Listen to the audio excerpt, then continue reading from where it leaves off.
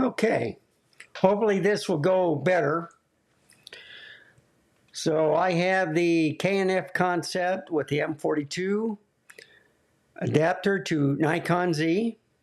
I have the Mir 1 37mm f2.8 lens made in the Soviet Union back in 1978. Okay, so this has the f-stop, the aperture f2.8 to 16. It has the control, kind of like ISO ring that'll work with this, and then it has the focus ring. Okay, it'll go from 0.7 meters to infinity. I found out that I had UV filters on my M or Q3 on the Leica M, and found out it was a 49 millimeter diameter, which fits this lens. So I can use a polarizer, I can use an ND filter, which is only a 2, or I can use just a plain old UV filter. Okay, why do I want to do this? Well, when I got the lens, it was used, and 2, it just came with a rear lens cap. It did not come with a lens hood. And since it didn't have a front lens cap, that's what I'm going to use to protect the lens. Okay? There is a radioactive element on there, but you can get the same from your keyboard, TV, whatever. Okay? Go outside. So it's not that bad, but it's just basically to protect the lens. Okay? From basically dust. So I have a good use for it. So this is what I'm going to do. I'm going to show you some information about this lens. Okay, folks, hopefully you're seeing this. So this is the Mir 1 37mm f2.8. It was first made in 1954 at the KMZ plant. First model for the Zenit cameras, you know, the M39 lens mount, whatever. Mine's, they have a diameter of 49 with a 0.75 thread. Okay, it has a 0.5 filter thread, but anyway, mine is f2.8 to f16. These are the different models. If I go here to eBay, this is the 1958 M39 model, the Grand Prix. If I go here, this is the M42, okay? And it's, they made one where it was f2.8 to f22. This one's f2.8, f16, okay? And if I go here, there's an adapter for Pentax where they can put this lens on there. So I want to show you some of these pictures.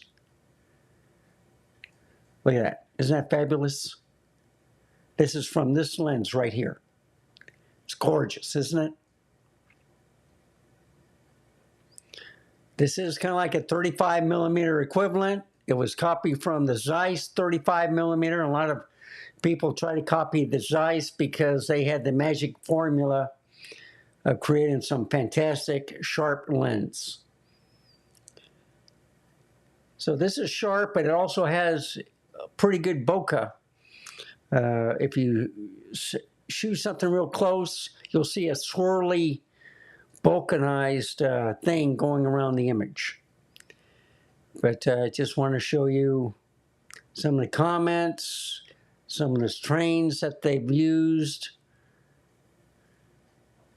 on the picture taken, and yeah, the rest are just comments from people.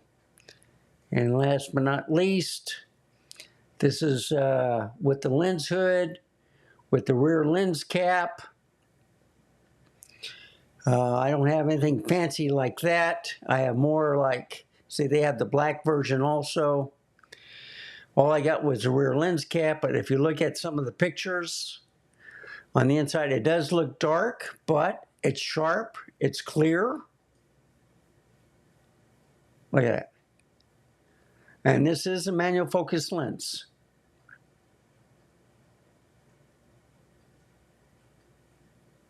So I like the control over the aperture. It works great with the Z9 that I've used so far. It's great on the outdoors. I've had some sharp, clear images. I didn't see any barrel distortions, and I've had all that stuff off on this camera. All I did was I put in a non-CPU and an f2.8 with a 35 millimeter lens, or I think I put 37 on it, because you can put exactly 37. But anyway, you can see the kind of like the different flarings. And I would take you to Carmine Taverna. This guy has been in the camera business for over 50 years. He's the one that sold me this certain type of lens. He got a better deal than I did. So this explains everything. M1 37 millimeter f2.8, swirl background bokeh, USSR, and he has it on his Leica SL. So he has an adapter for that. And he shows that he had to, what is it? They get a 3D maker or something like that for the adapter. I got mine at K&F Concept, so he probably had his for a while. But anyway, he bought the lens from Ukraine, which I did. It sat at quite a while for 2 weeks at the customs, and then when they finally shipped it, I finally received it. So I think they have the customs overseas, and they have a customs in the US again. That was a delay. So I'm just going to start removing all of these things. I'm going to remove the chrome completely. I'm going to go back to Z1 Mark II to show the camera. There's a close-up with the A7C. It's a great lens, and I recommend it. Let's get a close-up shot. So here's the adapter, K&F Concept, M42. They also make an M39. And I'm going to get the M42 to M, so I can put it on my Leica M8. And let me just bring this, show you the lens. It screws off. So it's a circular one.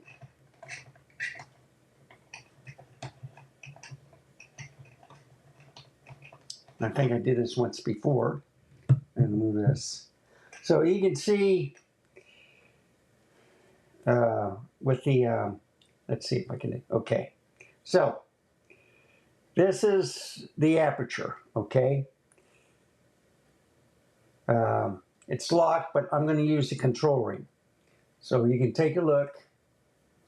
Large. See how easy that is? So for Nikon, you lock it at 16. And then with the control, this is at f16. If I move it to the right, all right. So this is f16. This is 2.8. It's 10 blades. Little flaring. I got the ND filter 2 on here. I'm going to try it out with the UV filter. And the only thing is this screws on. And I think the way you do it is you get the red mark, you center it, and then you just twist.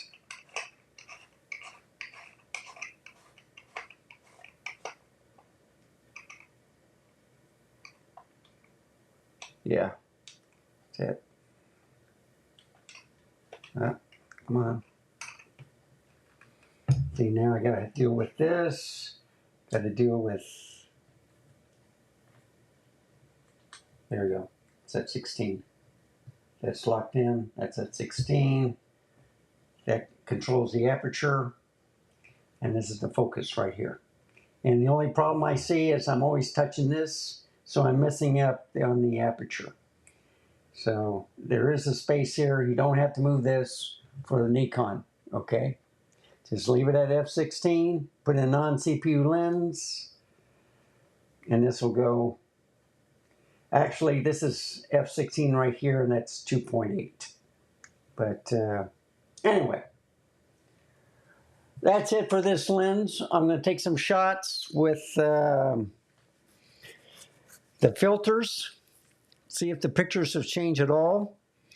Like I said, I got a lens rear cap to protect the bottom of the lens. I don't have a lens hood or lens cap, front lens cap, but I will use the filters for that. Thank you for watching. You should not get any more echo. I put a sock around the mic, and I've also turned off the volumes of the different cameras. They're giving the echoey effect. So that should take care of it. So thank you for watching. And let me take it right back here to, I can go to the ZV-10 to sign off. Thank you for watching. Remember, stay safe, keep smiling, and I'll see you next time. Goodbye, folks. Have a wonderful day.